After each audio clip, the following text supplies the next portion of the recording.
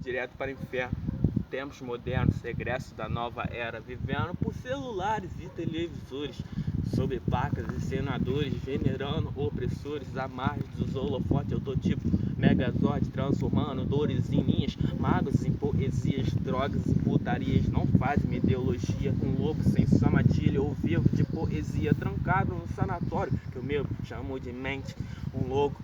Sem seus calmantes, faço fração sem ponto de exclamação.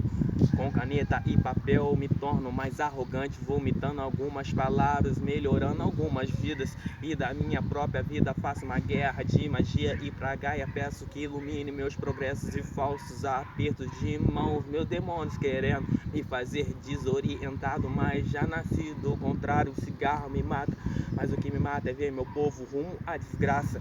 E até hoje não sei para que serve essa tal forma de báscaras. Mas ainda quero um lugar gramado com cercas brancas, rodeado pelo mar. Algum lugar que me faça pensar, me faça conspirar contra esse reinado. Me faça um alienígena para não me tornar um alienado. Baseado não faz mal, o que faz mal é sua hipocrisia sem moral. Se acham tal, mas não sabe nem o começo da calada. Onde filho chora e mãe não vê, onde PM oprime e abusa do poder.